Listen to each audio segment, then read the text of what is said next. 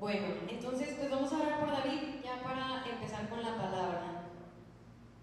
Señor, gracias por la vida de David, Padre, gracias por este mensaje que sabemos que viene de tu corazón.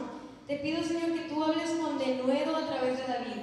Te pido también que abras nuestros corazones para recibir la palabra con mansedumbre y humildad, Señor, y que nuestra respuesta sea en obediencia, Señor. Gracias, Señor, porque sabemos que tú nos vas a hablar hoy. Glorifica tu nombre, Señor, toma control de todo lo que diga David, Señor, y que tu nombre sea conocido y tu evangelio sea la respuesta para nosotros, Señor, en el nombre de Cristo Jesús. Amén. Bueno, de verdad estoy muy contento de predicar. Dios sabe y ya les he compartido y les he abierto mi corazón de que esto es algo que me fascina hacer, predicar la palabra de Dios, y también a la vez es una súper responsabilidad. Es muy honroso, pero también una responsabilidad muy grande, y le doy gracias a Dios por ello. Y quiero preguntarte algo. ¿Quién de ustedes trae su Biblia? Muy bien, sí hay muchas manos. Si alguien no tiene Biblia, compártela a un lado, pero no vayamos a dejar de que alguien no tenga Biblia o que no la esté leyendo contigo, porque hay que verlo todos. Y primero, gracias. Muchas gracias, de verdad. Tenemos un amigo que se llama Mike Reyes, es el que canta en Conquistando. Y él, cuando hablas con él, es de que, sí, ¿qué onda? ¿Cómo estás? Pero cuando cantas, saca el vocerrón, canta como ángel. Y a mí nada más grito tantito y ya estoy acabado, pero que Dios me ayude.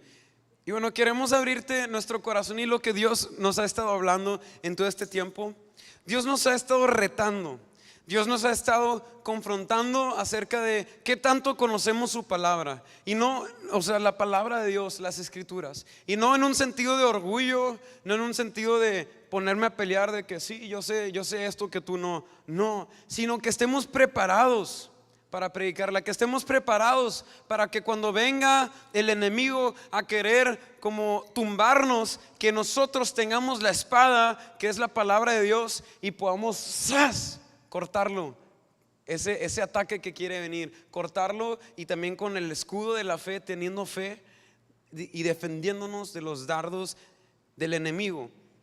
Y Dios nos está retando mucho acerca de que nosotros necesitamos conocer la palabra de Dios, adoctrinarnos, saber qué es lo que dice, profundizar, porque a veces simplemente nos alimentamos con un fin de semana, los sábados en jóvenes, o el domingo en la iglesia, y ya hay toda la semana que sucede. Quiero decirte que el verdadero alimento se encuentra cuando tú estás leyendo la palabra de Dios y pidiéndole al Espíritu Santo que te revele esta palabra maravillosa de Dios. La iglesia necesita tener fundamentos sólidos sobre Dios y su palabra, porque quiero decirte algo: hoy más que nunca en la historia, y seguirá siendo así, la iglesia o el cuerpo de Cristo, nosotros los que creemos en Dios, seremos más y más atacados con cosas que aparentarán ser lógicas, que aparentarán ser buenas, bonitas, agradables, pero van en contra de la palabra. Y si no la conocemos, podríamos caer en el juego de Satanás. Y por eso te pregunté, ¿quién de ustedes trae su Biblia? Y si no la traes, la próxima semana tráetela. Y si no tienes, porque de plano no tienes en tu casa, dinos a Karen y a mí, y con gusto te conseguiremos una. Y también, ¿quién de ustedes trae libreta? Ahí ya hay menos manos. Qué bueno. El iPad no vale. No se crean. No, de verdad, bueno, sí, también el celular no importa, pero de verdad les animo a que apunten. Es bien importante apuntar. Lo que Dios te hable en ese momento, apúntalo. A mí me ha servido mucho, y es lo que queremos hacer ahora mucho con el grupo de jóvenes: enseñar mucho de la palabra de Dios. Y quiero decirte otra cosa, y voy a entrar ya de lleno. ¿Me dejan entrar así, ya así, pum, con martillo? Yo quiero que seamos bien realistas. Estamos aquí en confianza y vamos a ser realistas, y tenemos que llamar a las cosas como son. La iglesia está siendo bien cuidadosa en cómo predica, en lo que predica, mientras que el diablo está atacando bien directo sobre todos los flancos. ¿A qué quiero llegar con esto? En que la iglesia a veces toma una condición, la iglesia cristiana, o hace estrategias de que no, espérate, no le digas eso porque se va a asustar y se va a ir corriendo de aquí. No, esa es una trampa del diablo. Él sí está siendo súper directo, llamando al pecado como si fuera bonito, agradable, y ante nuestros ojos carnales puede ser apetitoso o algo así, pero nos va a llevar a la ruina. Y la iglesia a veces no se atreve a decir de que, oye, deja este pecado, oye, cambia tus hábitos, oye, esto que estás haciendo se llama así y es así y no le agrada a Dios. Y lamentablemente a mí me ha tocado escuchar de primera mano de que se suavizan las cosas, de que no se le llama al pecado como es, de que no se le llama al pecado sexual como es, que no se le llama al robar o a la mentira como es, que es un pecado que ofende a Dios. Y sobre todo a nosotros en esta generación, todo lo que involucra la sexualidad, que puede ser literal la inmoralidad, la pornografía, todas esas cosas ofenden a Dios, son pecados, son causa de por qué Cristo vino al mundo a pagar por nuestros pecados, y a veces se nos pasa de largo. ¿Y por qué quiero decir mucho esto? Yo quiero darle en la torre. Quiero darle en la torre a nuestros pensamientos de como que costumbre de que no, pues todo el mundo hace esto, todo el mundo habla así, todo el mundo dice esto. Así es todo el mundo, pero los hijos de Dios no lo hacemos. Nosotros representamos a un Dios puro, santo, y necesitamos ser buenos embajadores. ¿Un embajador quién es? Un embajador es aquel que representa una nación y está en otro lugar. Por ejemplo, hay un embajador de México en Estados Unidos, en Rusia, en China, en Japón. La nación designa embajadores en esos lugares para que esa persona represente lo que es México. Pero ¿qué pasa cuando el embajador en otra nación se porta de maneras que dejan bien mal a la nación, que representan así de que sería una burla? Yo creo que los ojos de ese país en el que se encuentra empiezan a ver como que México, de que no, hombre, México es bien falso, y así que si esta persona es así, imagínate. Y desgraciadamente eso ha sucedido y se ha filtrado a la iglesia también, porque no hemos cortado esto y no hemos llamado las cosas como son. Seamos realistas, di conmigo, seamos realistas. También Dios nos está llamando mucho a que tengamos hambre por la palabra de Dios, como dije, y también que el deseo de ser llenos del Espíritu Santo, porque a veces la gente se puede ir por un lado de que mucho conocimiento, y la cabezota el conocimiento, pero el corazón bien chiquito, y el corazón por el perdido, y el corazón apasionado por Dios y por el regreso de Jesucristo, de repente mengua. No están peleadas las dos cosas. Pueden ser el 100% y el 100%. No tiene que ser 50 y 50. Y un ejemplo muy claro y que siempre comparto, es como mi esposa y yo.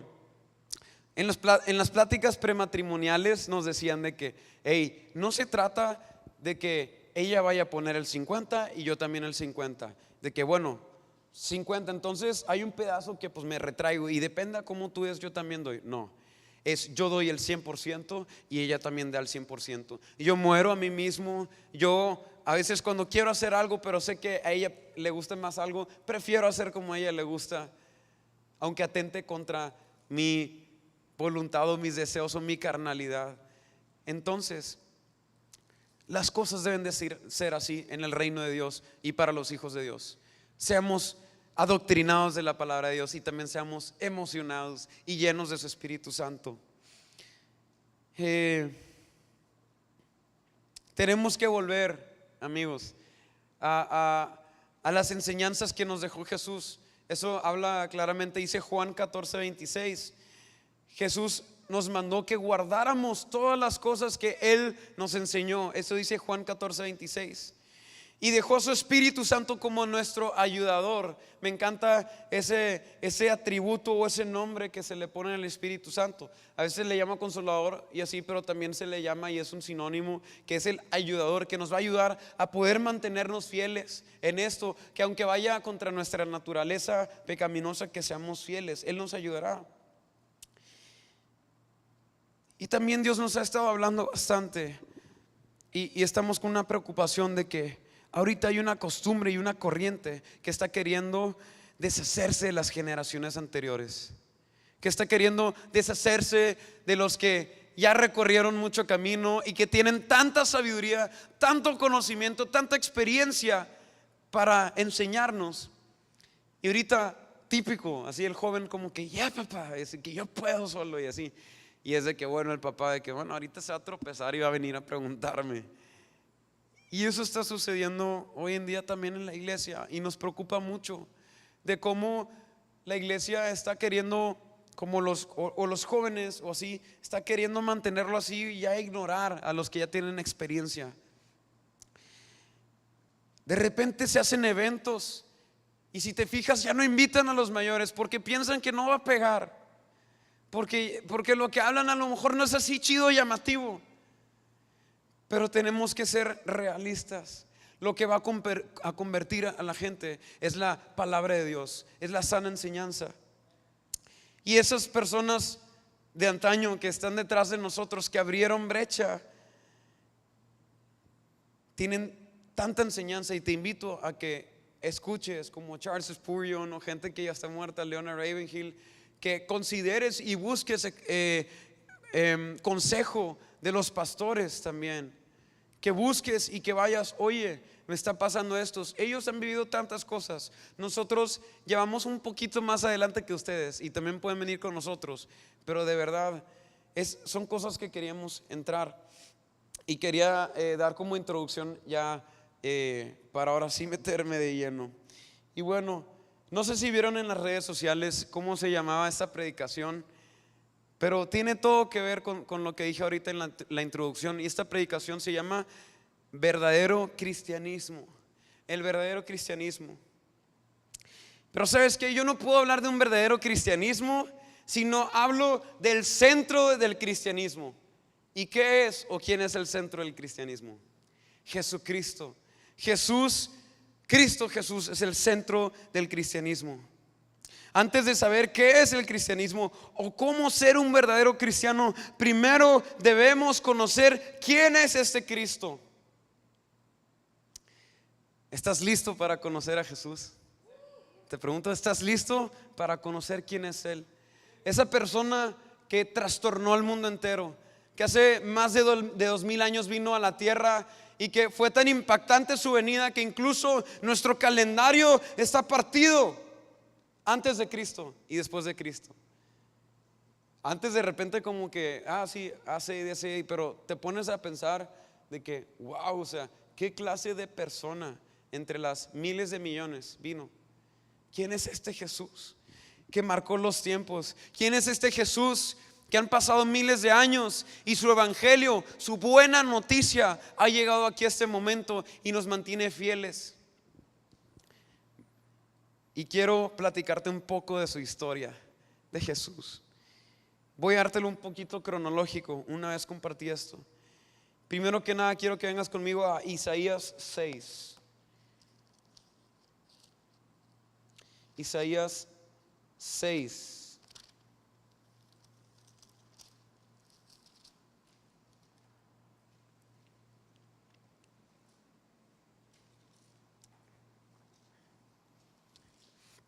Vamos a leer del 1 al 4. Dice Isaías 6 del 1 al 4.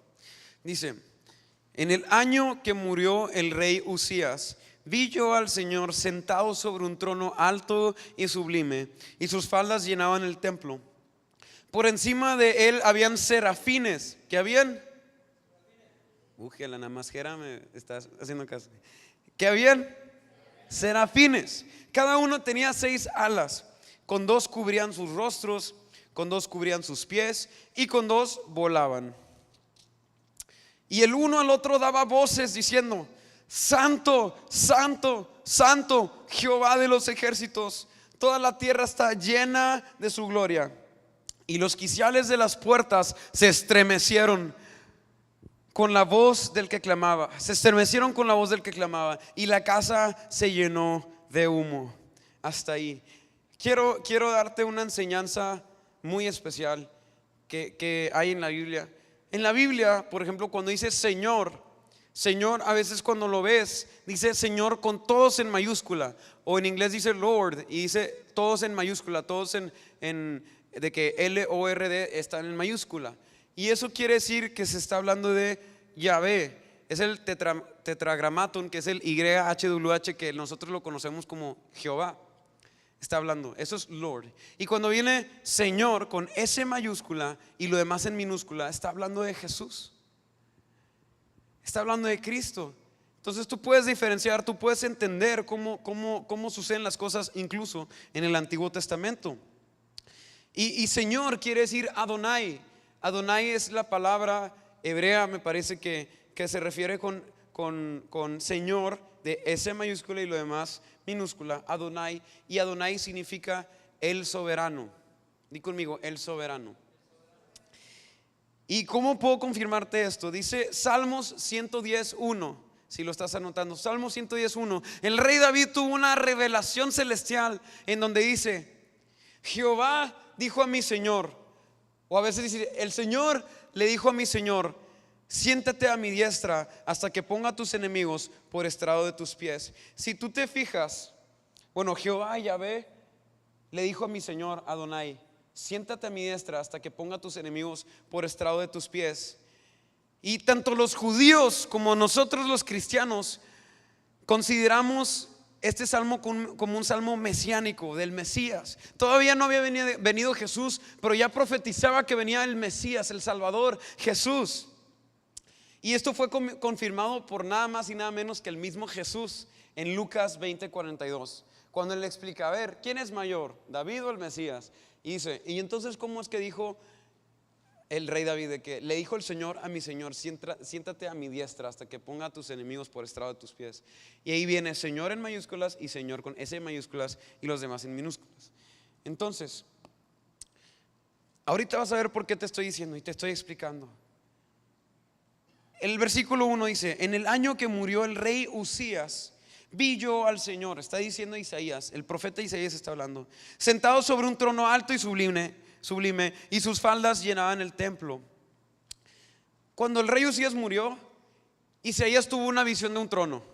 Y no tuvo la visión del trono del rey Usías, no tuvo la visión del trono del rey David, tuvo la visión del trono de Adonai, de Jesús. Tuvo un vistazo del trono de Cristo. Fue una revelación. Y está impresionante todo lo que está sucediendo. Empiezas a leer, luego el versículo 2 dice: por encima de él había serafines. Cada uno tenía 6 alas, con 2 cubrían sus rostros, con 2 cubrían sus pies y con 2 volaban. Estos serafines son creados especialmente para servir a Dios en su inmediata presencia. Como sabemos, en la Biblia menciona de ángeles, querubines, serafines, y son distintos. Los serafines se les llama también the burning ones, los encendidos, que están en la inmediata presencia de Dios, sirviéndole. Para nosotros, cuando te pones a pensar, tú piensas que son como unos seres bien bizarros, así de que 6 alas, y luego se complementan Ezequiel y Daniel y ves y Apocalipsis, y dices, están bien raros esos serafines. Pero quiero decirte algo, que cuando Dios crea criaturas, lo hace con una creatividad de cierta forma económica. Dios crea todo de una manera precisa. No le mete algo así de más, de que como que se le perdió la creatividad y otras 4 alas le voy a poner a cada uno. No, Él no desperdicia material. Él tiene una extraordinaria habilidad para crear lo que sea de tal manera que sea adaptable y apropiado para su entorno. Ponte a pensar, Dios hizo los peces ¿con qué? Con branquias, con aletas, con escamas, y es adaptable al agua y es apropiado para el agua, el pez. En cambio, los pájaros y a las aves los creó de otra manera diferente. Las aves tienen ¿qué? Tienen plumas, tienen alas, incluso pico, son aerodinámicos, ¿verdad? Van volando y son aerodinámicos. De hecho, nosotros nos hemos copiado de la creación de Dios. Los carros tienen una manera aerodinámica también de animales del agua y animales del aire. Los aviones parecen pájaros. ¿Es un pájaro? No, es un avión. No, es Superman. No, o sea, se ponen a pensar porque es perfecto. Dios creó a los peces de manera apropiada para su ambiente, su entorno. A las aves en los cielos, en las alturas, también los creó de manera apropiada. Así que ponen mucha atención, por favor. Así que cuando Él crea seres angelicales cuya función es ministrarle en su inmediata presencia, los construye de tal forma que sean apropiados a ese entorno. Dios creó a estos serafines y no se le acabó la creatividad ni la imaginación y les puso más alas porque sí. Dios los hizo de una manera perfecta para ese entorno glorioso en el que están alrededor del trono, en la inmediata presencia de Dios, en la que Él se está manifestando y están volando. Y yo qué sé, o sea, ¿por qué tendrán 6 alas? ¿Será tan pesada la gloria de Dios que 2 no son suficientes? O no sé, bueno, dice que cubrían sus rostros más bien y sus pies. Y hay una representación súper tremenda en eso, de que su gloria, su santidad y los pies también. Hablan mucho la Biblia, como Moisés cuando estaba frente a la zarza y le dice: Moisés, quítate el calzado de tus pies porque este lugar es santo. Así que los pies pueden representar también como que impureza, o como que lo que pisamos, así como que somos más bajos que Dios. Y entonces no sé, eso después lo hablaremos, pero solo quiero que te pongas a pensar ese glorioso momento y lo que está sucediendo ahorita mismo en los cielos. Esos seres vivientes creados perfectos para la inmediata presencia de Dios. Y luego viene el versículo 3 y dice: y el uno al otro daba voces diciendo: Santo, Santo, Santo, Jehová de los ejércitos, toda la tierra está llena de su gloria. Un nombre que también se le dice a la Trinidad, a Dios y obviamente a Jesús, es Jehová de los ejércitos. Y para darte un contexto, los judíos, para enfatizar en algo, repetían una palabra. Por ejemplo, aún Jesús lo dijo: de cierto te digo que no sé qué, ¿verdad? Decía: de cierto te digo. Y ahí se repite 2 veces.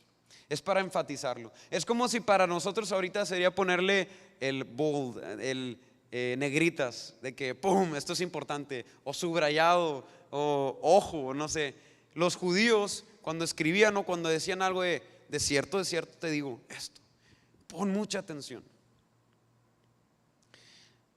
Pero en toda la Biblia solo hay un atributo que se repite 3 veces. Solo hay un atributo que sube al tercer nivel, y este atributo es santo. Este se repite 3 veces: santo, santo, santo. Jesús es santo, es soberano, es Dios.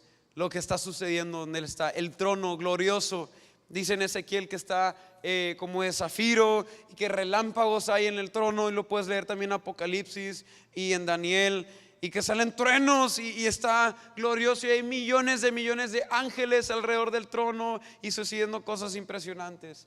Él es glorioso.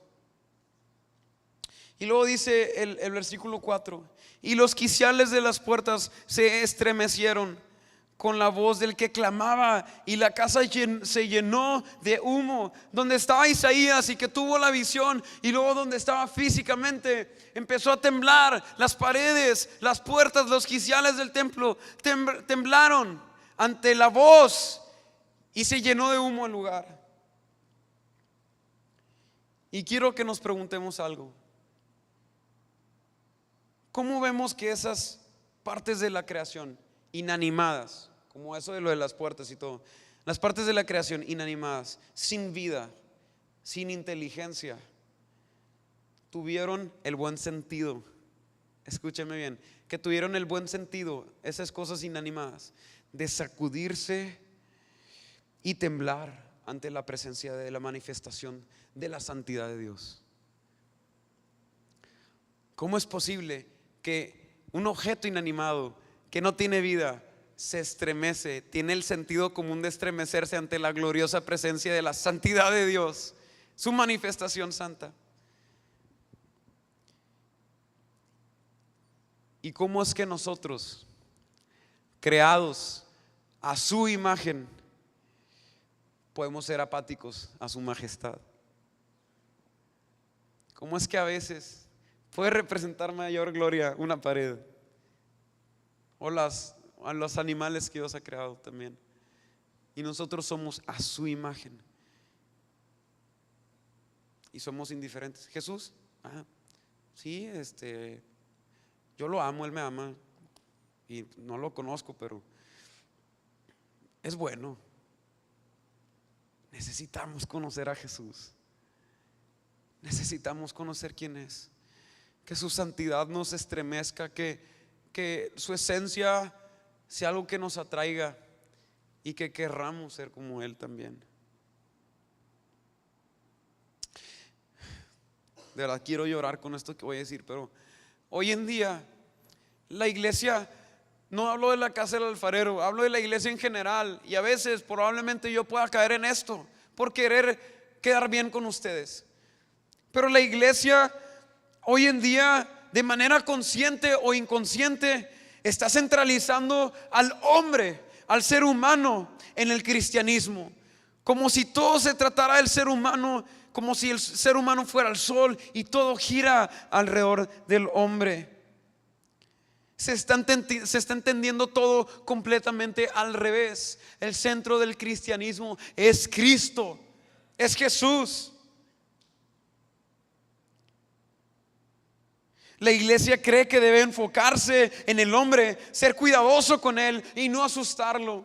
Eso es una corriente muy fuerte hoy en día, sobre todo con los jóvenes. Espérate, llama la atención primero esto antes de compartir, y antes de que llegues dile un chiste. Pero yo quiero que nosotros seamos como el apóstol Pablo. En Hechos 20:20 dice: nunca me eché para atrás en decirte lo que necesitabas escuchar. Tenía un solo mensaje por igual a los judíos y a los griegos: la necesidad de arrepentimiento, de acercarse a Dios y de tener fe en Jesucristo. Pablo tuvo un solo mensaje para todos. No tuvo un mensaje de que, pues estas personas, a ver, ¿qué tanto saben de la Biblia? Bueno, primero déjenme empiezo. Mira, el arca de Noé, no se crean. Es bueno verlo. Pero vemos a estos hombres que transformaron al mundo entero, que cuando compartían, miles se convertían, pero se convertían de verdad. Y dice este apóstol, que es de los más grandes apóstoles, dice, solo un mensaje decía. Hechos 20 y 21 para que lo anotes. Solo un mensaje por igual: la necesidad de arrepentirse. Quiero enfocarme mucho en eso, la necesidad de arrepentimiento. Pero ahorita voy a meterme más en materia.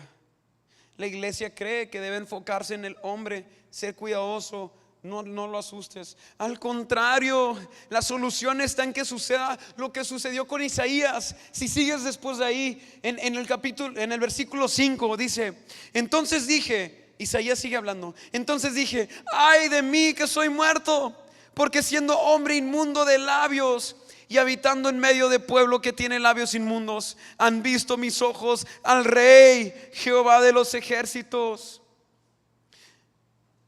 Primero que nada, Isaías tuvo una revelación del Altísimo, tuvo una revelación del Rey, tuvo una revelación de quién es Jesús, de su santidad, y después de eso se dio cuenta de que él era pecador. Se dio cuenta de que él era un ser humano pecador. Se dio cuenta que habitaba entre un pueblo inmundo también, pecador, que ha ofendido a Dios. Ay de mí que soy muerto, que mis ojos han visto al Rey. Primero que nada, es necesario una revelación de su santidad para después poder ver tu pecado y el de tu generación. A veces no somos realistas y no llamamos a las cosas como son. Pecado que le ofenda al Señor. Y esto mismo que le sucedió a Isaías le sucedió al apóstol Pedro, que estaba en la barca y todo, y le dice a Jesús: ve y tira tus redes del otro lado. Y Pedro así como que ya lo hice, pero hizo caso, lo hizo, y pum, vino una revelación de quién es Jesús. Y dice: apártate de mí que soy pecador. Y luego también le sucedió a Saulo en Hechos 9, para que lo leas. Hechos 9, que va Saulo, que es el apóstol Pablo, y se le llamaba Saulo, iba con toda la intención. Dice la Biblia también que hace cuenta que respiraba amenazas de muerte. Hace cuenta, me lo imagino como un toro así, saliendo así humo de la nariz, bien enojado contra los cristianos. Saulo, o sea Pablo, iba en el camino a Damasco, una ciudad, para aprisionar y de ser posible matar y llevarlos a la cárcel y todo. Iba en camino, y en lo que iba, le hago así como si fuera en caballo, no lo dice la Biblia, pero iba caminando y oyendo, y pum, se le aparece Jesús. Tan fuerte la luz y hablando fuertemente, y los que estaban con él no le entendieron, pero Saulo sí entendió. Y era tan intensa la luz, la gloria de Jesús, que se quedó ciego. Se le aparece y pum, cae al piso, y Jesús le dice: Saulo, Saulo, dura cosa te es estar dándote golpes contra la pared. Haz de cuenta, dura cosa te es darte cosas contra el aguijón. Eso quiere decir que es como si yo me estuviera pegando solo, de que dura cosa es para ti eso. Y luego en ese momento lo primero que responde Pablo es: ¿qué quieres, Adonai? ¿Qué quieres, Señor? Le pasó lo mismo, siendo una persona que consintió con el asesinato de Esteban y con tantos sucesos, pero luego se le presenta el santo Jesús y cambia su vida. Jesús no es cualquier rey, es el Rey de reyes y Señor de señores. Voy a irme rápido con algunos versículos y quiero que los anotes, pero quiero que los leas también, pero para que veas todo lo que estoy diciendo. Jesús es el Rey de reyes y Señor de señores. Lo puedes ver en Apocalipsis 19:16. 19:16. Es Dios, Jesús es Dios. Él es parte de la deidad y de la Trinidad. Eso viene en Juan 1:1. Jesús también es el autor de la vida. Hechos 3:15 lo puedes ver. Él es el máximo y supremo gobernante. Nadie le puede ganar. Eso lo vas a ver en Apocalipsis 17:14. Todo fue creado por medio de Él y para Él. Todo fue creado por medio de Jesús y para Jesús. Dice Colosenses 1 del 15 al 16 en la Nueva Traducción Viviente. Dice: Cristo es la imagen visible del Dios invisible. Él ya existía antes de que las cosas fueran creadas y es supremo sobre toda la creación, porque por medio de Él Dios creó todo lo que existe en los lugares celestiales y en la tierra. Hizo las cosas que podemos ver y las que no podemos ver, tales como tronos, reinos y gobernantes y autoridades del mundo invisible. Todo fue creado por medio de Él y para Él. Colosenses 1 del 15 al 16. Jesús no tiene principio y jamás tendrá final. Él es el alfa y la omega. Apocalipsis 22:13. Apocalipsis 22:13. Jesús recibe adoración porque es digno de recibirla. Apocalipsis 5. Todo se trata de Él. Todo debe girar en torno a Él. En resumen, Jesús Él es el más impresionante, digno de alabanza, honra, poder, de que obedezcamos, que le conozcamos. Su aspecto, su esencia y su autoridad no tienen comparación.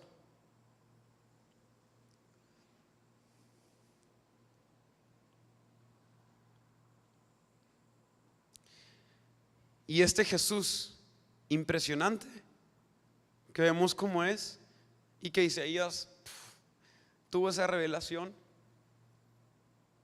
vino a la tierra en humildad, siendo su esencia así, vino aquí en humildad. Yo te estaba hablando de la historia de Jesús, te lo estoy hablando cronológicamente. Él estando en su trono, vino a la tierra. Y no vino en son de aquí mis chicharrones truenan, no. Él dijo, él vino en humildad. Y ahorita te voy a compartir unas cosas, pero quiero hacerte unas preguntas y contéstalas en tu mente. ¿Qué tan grave era el pecado para que Jesús, de estar en su trono, viniera al mundo y dejar donde estaba para venir al mundo y pagar? No solo vino, sino pagó por nuestros pecados con su sangre. ¿Qué tan denso era el pecado?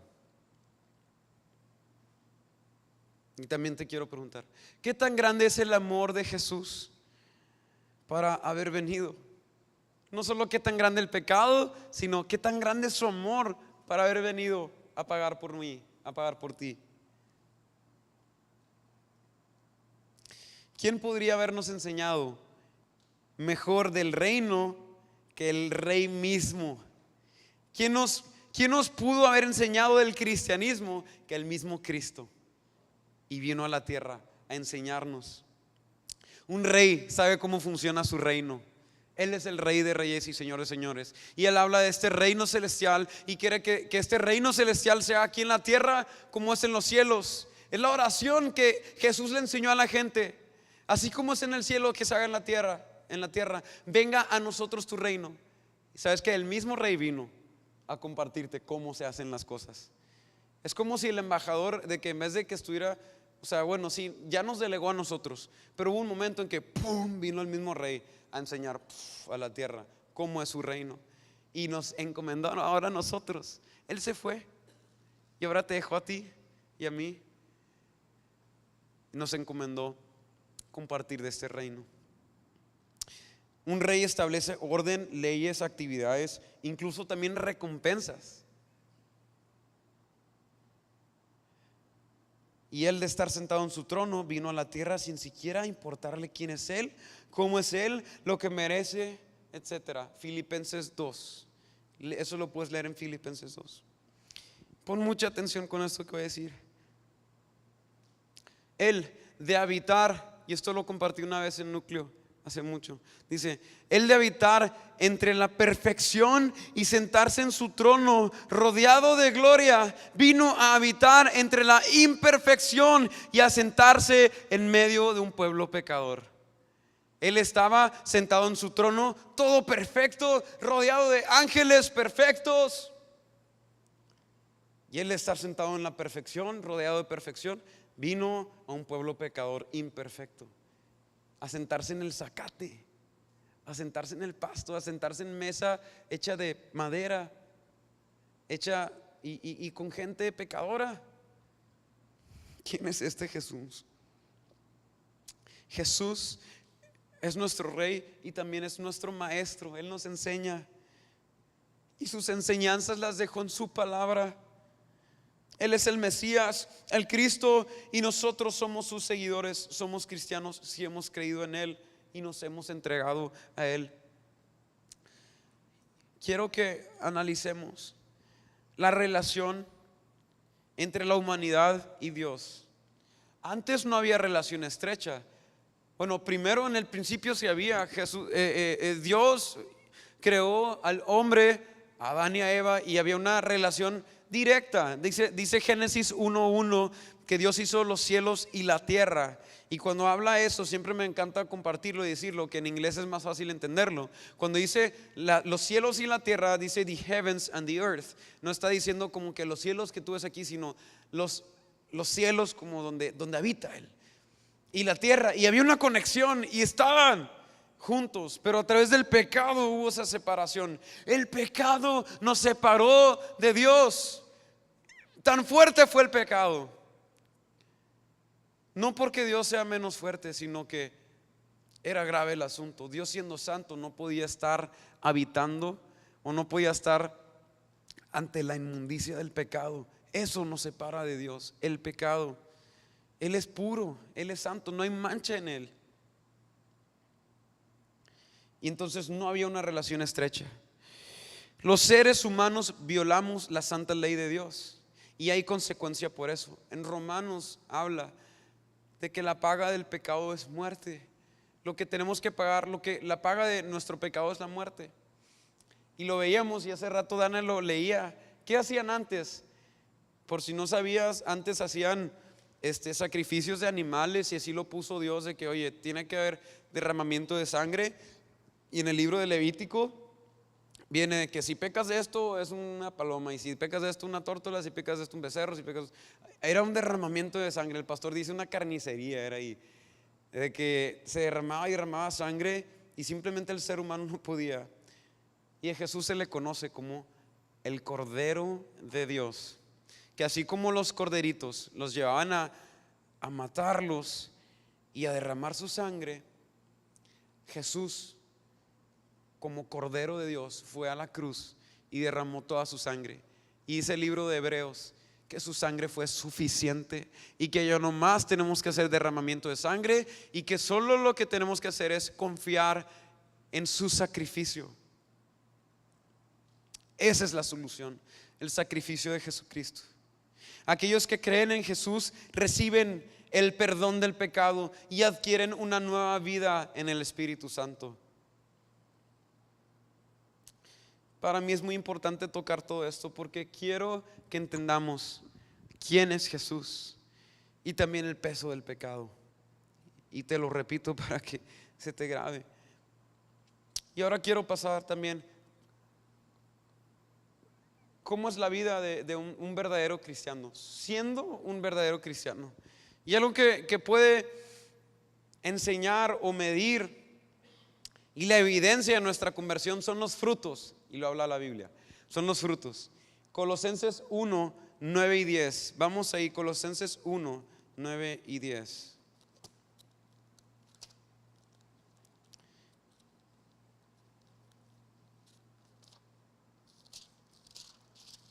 Colosenses 1, 9 y 10 dice: bueno, los frutos son la evidencia de tu conversión, ellos son un medidor. Y luego Colosenses 1, 9 y 10 dice: por lo cual también nosotros, desde el día que lo oímos, no cesamos de orar por ustedes y de pedir que sean llenos del conocimiento de su voluntad en toda sabiduría e inteligencia espiritual, para que anden como es digno del Señor, agradándole en todo, llevando fruto en toda buena obra y creciendo en el conocimiento de Dios.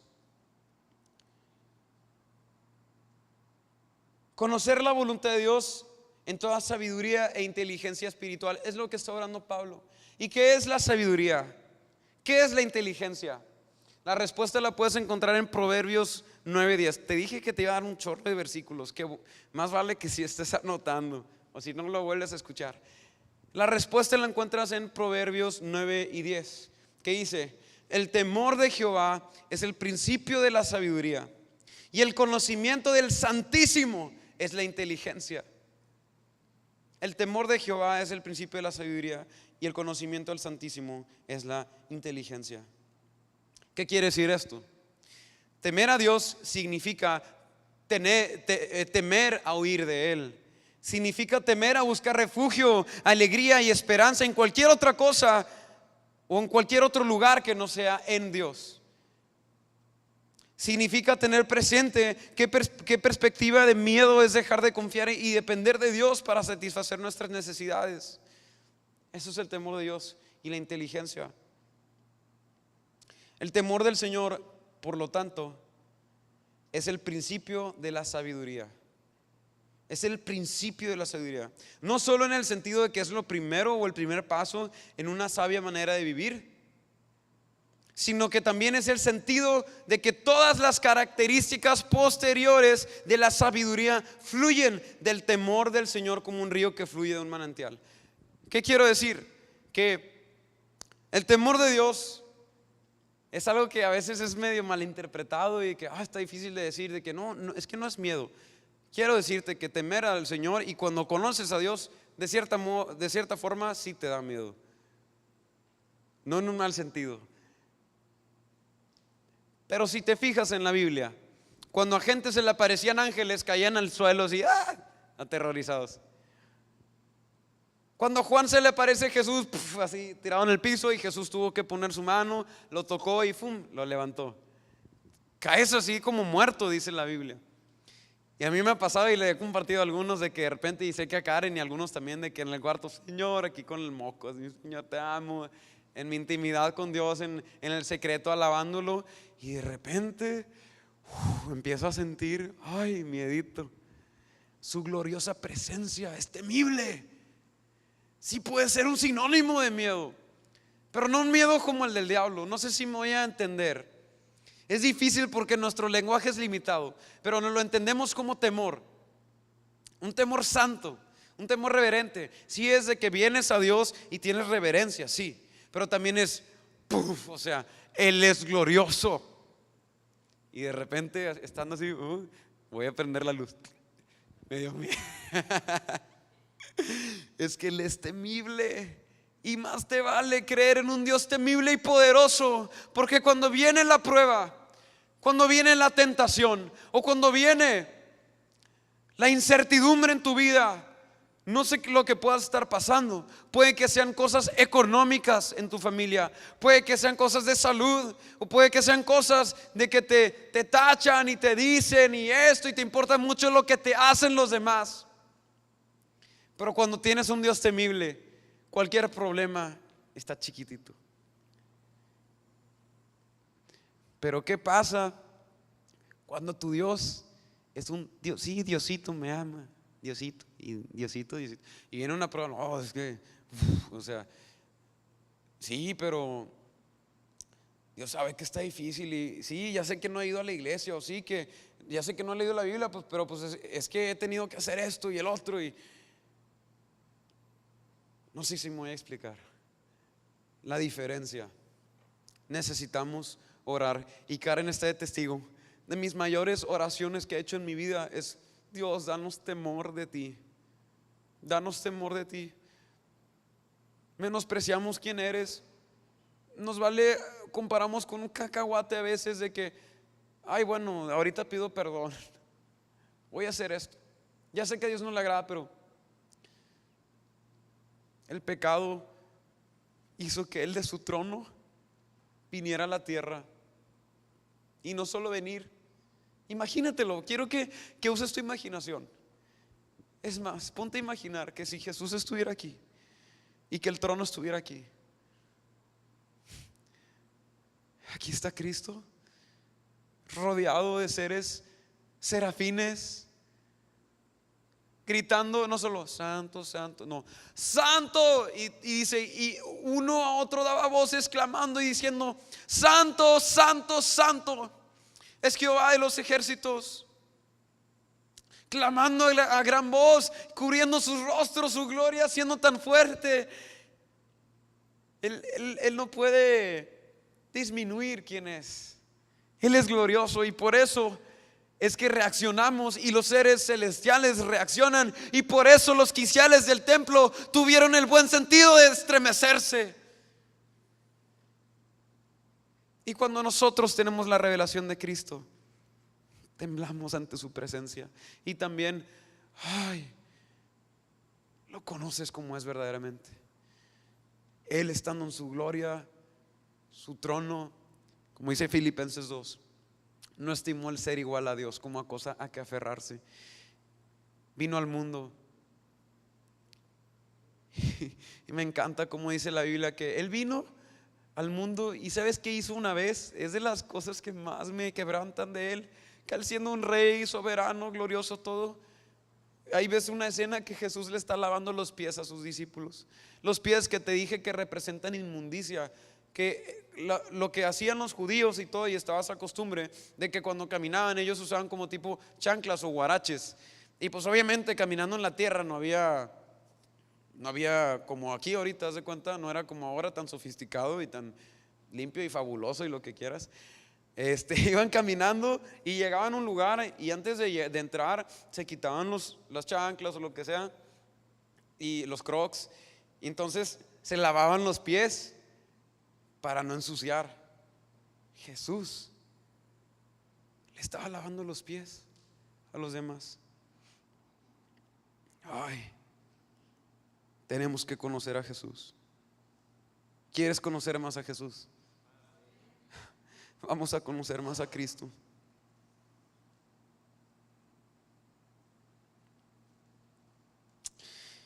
Esto que te leí en Colosenses, si tú lo lees en tu casa, léelo, Colosenses 1, leímos 9 y 10, pero antes está hablando, te fijas tú que Pablo le está hablando a los colosenses, ya cristianos. Dice: doy gracias a Dios que ustedes ya conocen a Jesús, que se entregaron y que tienen una esperanza guardada en los cielos y todo. Pablo estaba contento, y Pablo le oró a Dios lo que ahorita oramos: que sean llenos del conocimiento de su voluntad en toda sabiduría e inteligencia espiritual. Lo que leímos, no lo oró por los que no conocen, sino oró por los que ya conocen a Jesús.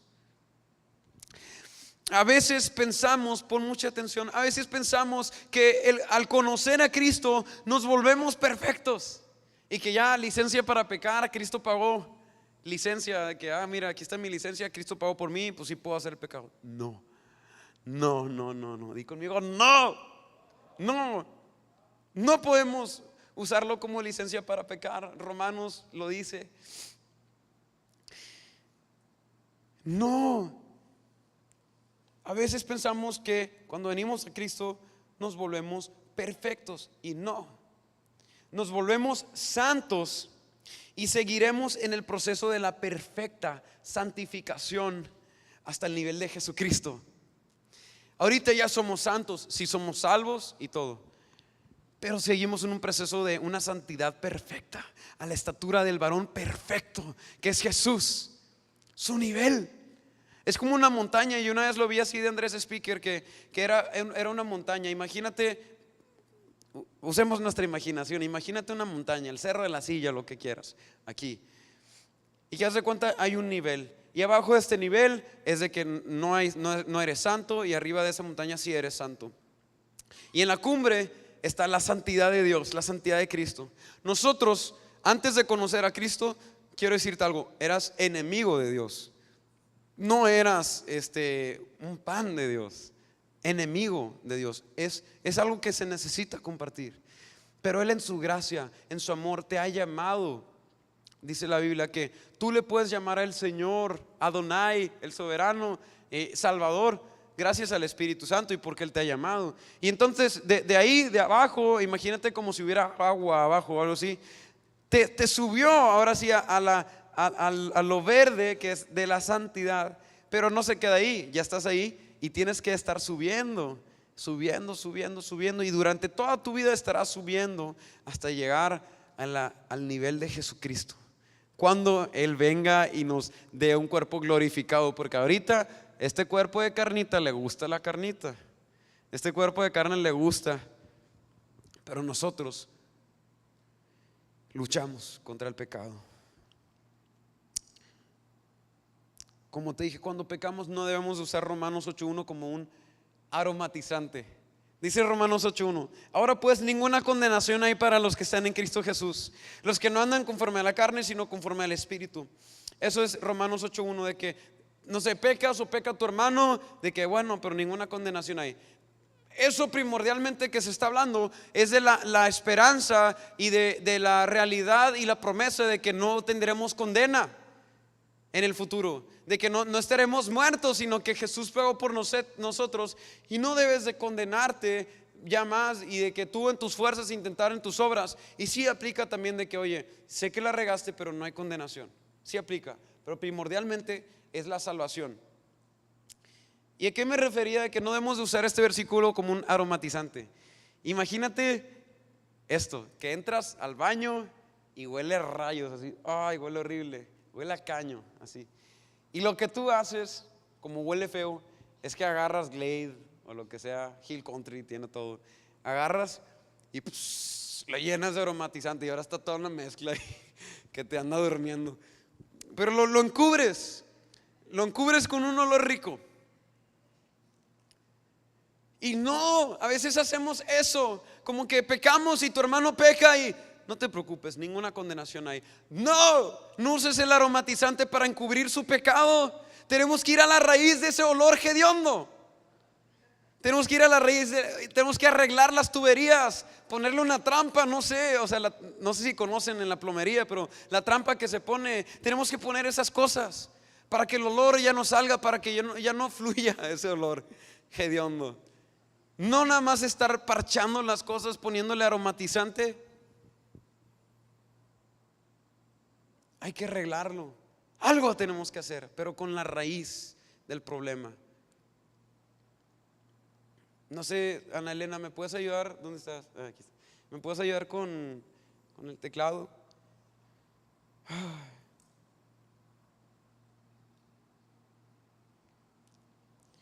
Yo sé que esto es un mensaje que a veces no es muy famoso. A veces se quiere más como que centrar los mensajes en tú. Es que tú, wow, tú. Yo quise centrarlo en Jesús, porque al ver a Jesús ves tu condición, ves que eres de labios inmundos, que has ofendido a Dios. Nosotros hemos ofendido a Dios. Por eso vino Jesús y pagó por nosotros. Y cuando te entregas a Él, tienes salvación.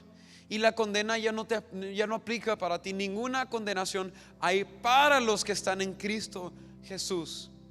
Si no estás en Cristo Jesús, la condena sí aplicaría para ti en el día que venga, cuando regrese. Él vino, pagó. Y te conté la cronología, ¿verdad? En cronológico, Jesús en su trono, Jesús en la tierra, Jesús ascendió a su trono. En Filipenses 2, lee cómo vino. Y luego Dios lo sube y le da un nombre por sobre todo nombre, para que en el nombre de Jesús se doble toda rodilla que está en los cielos y en la tierra y debajo de la tierra. Aún el mismo Satanás se va a doblar. Y se dobla, y él a la vez, o sea, no puede con el Señor, ya fue vencido. Y ahorita está suelto por un poco de tiempo, y luego Él regresará y suceden unas cosas maravillosas. Y va a haber un momento que después Él será exterminado, Satanás. Pero quise centrarlo en aquel que vino, para que puedas entender de que necesito un Salvador. Y la ignorancia yo cruzo una viejita diaria en la calle y está el otro, ay, ya te ganaste el cielo. No, nadie se puede ganar el cielo por sí mismo. Nadie puede ganarse el cielo por sí mismo. Es solo el sacrificio de Jesús. Por eso el ser humano no lo capta, no lo entiende y piensa que tiene que hacer y hacer cosas, porque cree que tienen a un Dios airado todavía con ellos, y que si no hacen algo, entonces Dios se enoja, pero cuando lo hacen está feliz Dios.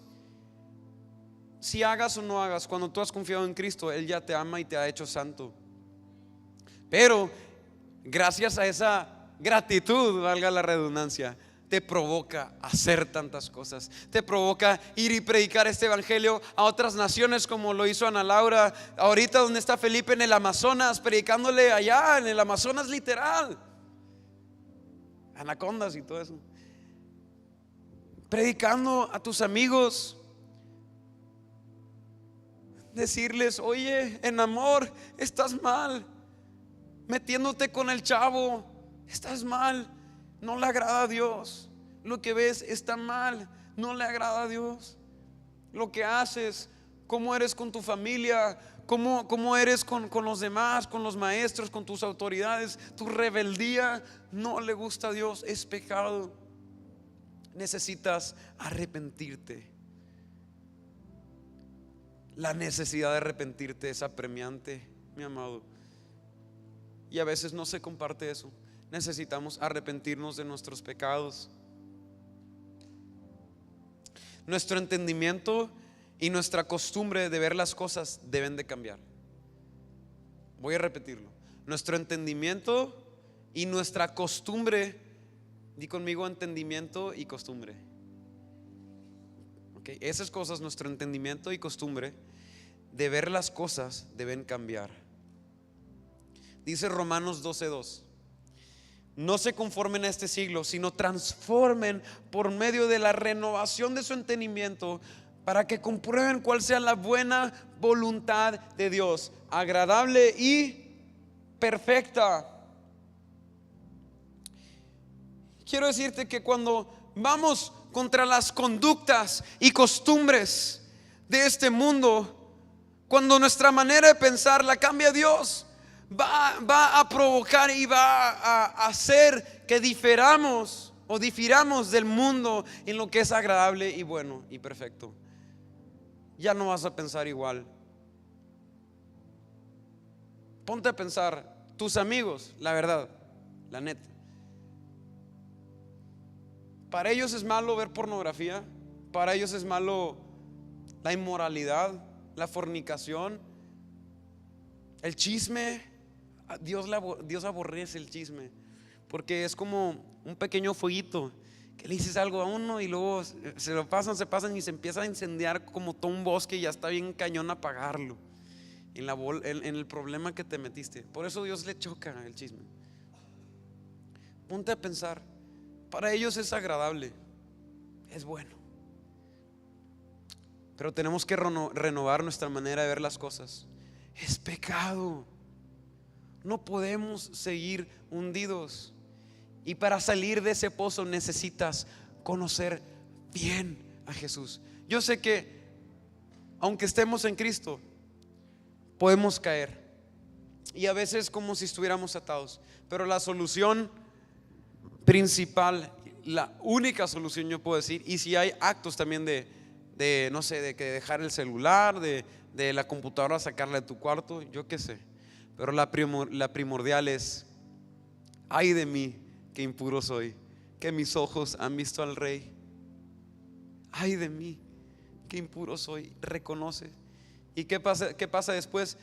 Dice ahí en Isaías 6, léelo también, dice: ay de mí, que impuro soy, que soy de labios inmundos y mis ojos han visto al Rey, no sé qué. Y luego dice que uno de esos seres vivientes, de esos serafines o un ángel, viene y con unas tenazas agarra un carbón encendido y se lo pone en los labios de Isaías y purifica los labios de Isaías. Dios se va a encargar de limpiarte. Luego, garrapastroso que estés, acércate a Cristo, acércate a Dios, acércate a Él.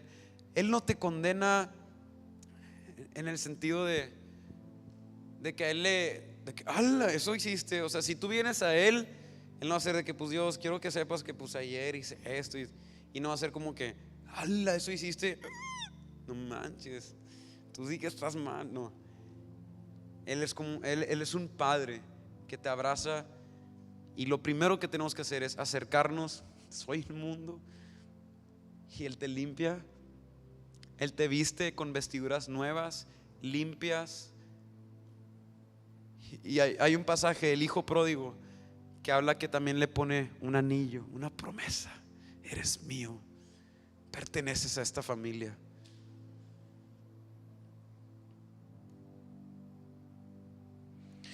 Te advierto que va a haber una diferencia en creer cuál es esa buena voluntad de Dios. Cuando te alineas, va a haber una diferencia en creer cuál es la voluntad de Dios. De que no, pues es que yo entiendo, pero o sea, tampoco, o sea, Dios me ama aunque sea así. O sea, no pasa nada si no quiero entrar en rollos de que si tomar alcohol es pecado o no. Pero a veces lo que está detrás de que, ay, no pasa nada, Dios me sigue amando, y la conducta y todo, quiero decirte que cuando tú estás delante de Dios, todo lo estimas como basura, como lo dijo el apóstol Pablo. Todo lo estimo como pérdida, me vale, no necesito nada de eso. ¿Es controversia? O sea, ¿eso va a glorificar más a Dios? No, lo dejo. Probablemente a mi carne le gusta, pero ay, no es nada comparado con el deleite que me es conocer a este Dios glorioso.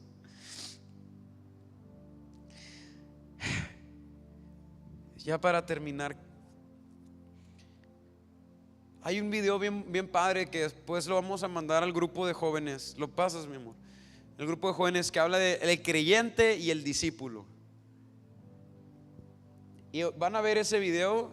Y los que no están en el grupo de jóvenes en el WhatsApp, al final nos dan los números y los agregamos. Pero ser discípulo cuesta. Ser un discípulo, un seguidor, no nada más como un estudiante que escucha las enseñanzas y nada más pasa el examen, sino un discípulo escucha las enseñanzas, las entiende la instrucción y pone por obra eso que escuchó y que entendió.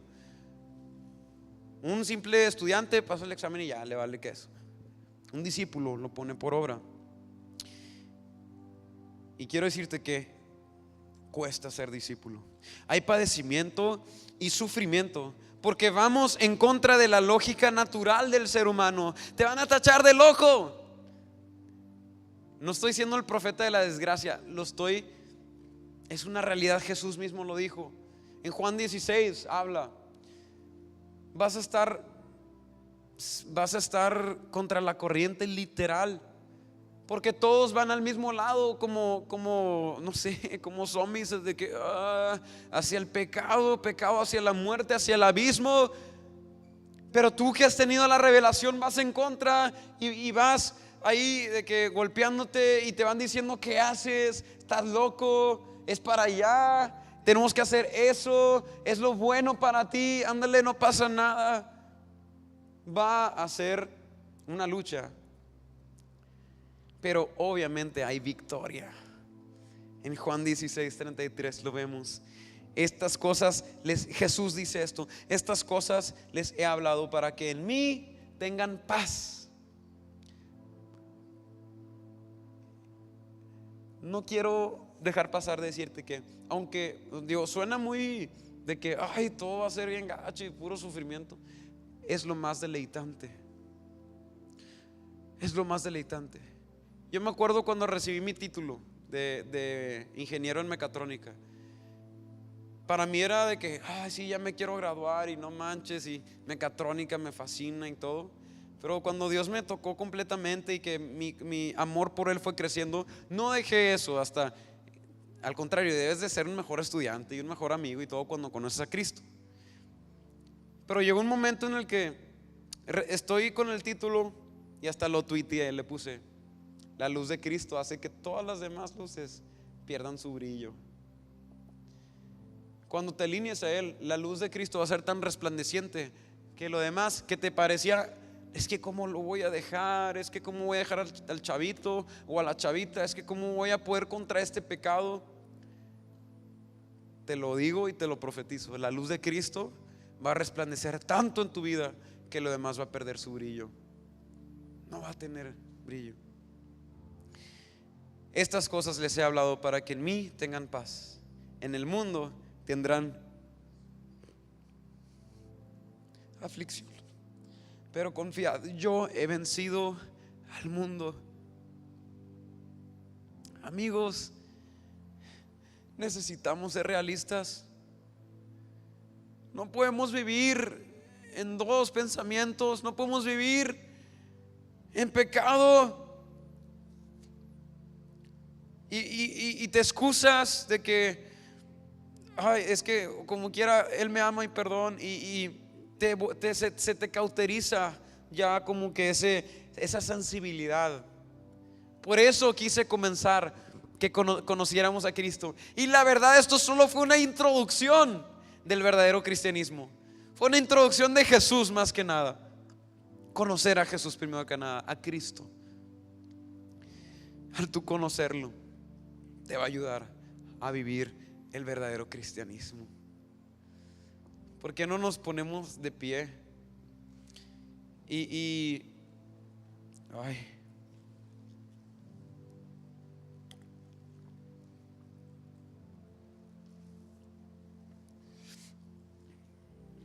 Yo quiero que ahí en tu lugar, y si voy a hacer un llamado, pero puede ser ahí en tu lugar, de que tú has batallado con cierto pecado, que lo nombres, nómbralo en tu mente. Tú sabes que no le agrada a Dios. Tú sabes qué cosas hay que necesitan cambiarse. Tú sabes qué cosas son por las cuales Él vino y murió. No podemos pisotear su sangre como que nos valga y patearla.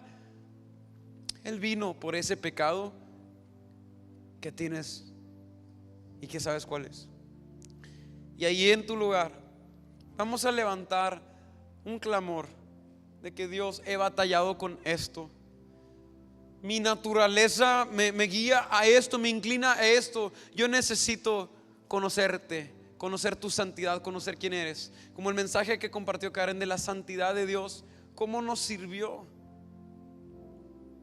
Así que voy a invitarte a que así de violento como ha sido Satanás, tú seas todavía más violento en no permitir que ese pecado te siga dominando. Lucha contra eso en el poder del Espíritu Santo. Así que vamos a clamar. Puedes orar y hablar de ese pecado como pecado y no menciones lo que es. Pero di: Señor, este pecado, ayúdame a salir de él y todo. Así que te voy a invitar a que clames. Clamar es gritar, es tantas cosas. Así que, Señor, primero que nada te doy gracias. Gracias por tu palabra, gracias por tu santidad, gracias porque siendo puro, santo, viniste a habitar entre pecadores, a enseñarnos de quién eres tú, a enseñarnos cómo eres, a enseñarnos cómo es tu reino, a enseñarnos de la salvación en ti, de que podemos vencer al pecado, de que podemos vencer y salir adelante, de que tenemos la salvación, de que podemos vencer la tentación y el pecado. Y Señor, en esta hora yo quiero pedirte por mi pecado, cualquier pecado en este lugar, Señor, que haya de orgullo, de inmoralidad sexual, de pornografía, de ocultismo, de hechicería.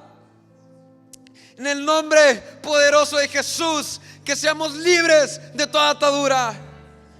Que seamos libres al ver tu santidad y al conocer quién eres, Señor. No permitas que me vuelva a apartar de ti. No permitas que yo sea indiferente a tu gloria. Yo quiero temblar, quiero tener el sentido común de temblar como lo hicieron los quiciales del templo. Yo quiero temblar ante tu santidad. Quiero tener temor a ofenderte, pero también entender ese amor inagotable que tú tienes por mí. No vivir condenado, no vivir en tristeza, sino en gozo, en paz, porque tú has vencido al mundo. Tú venciste al diablo, tú venciste a Satanás, al padre de mentira, al tentador. Tú lo has vencido y nosotros nos apropiamos y adueñamos de esa victoria. Señor, te pedimos también, yo te pido como pastor de jóvenes, Dios, también, que estas ovejas y todos nosotros podamos abrir tus escrituras, tus palabras, Señor, las escrituras, y que las reveles como nunca antes a cada uno de nosotros. Que haya una pasión por conocer la palabra, y no solo conocerla, sino vivirla. No solo ser oidores olvidadizos, sino ponerla por práctica, Señor. Yo declaro y profetizo libertad en esta hora, en el nombre de Cristo Jesús. Amén y amén y amén. Amén.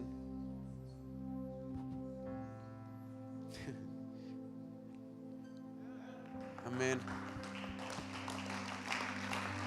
Gloria a Dios.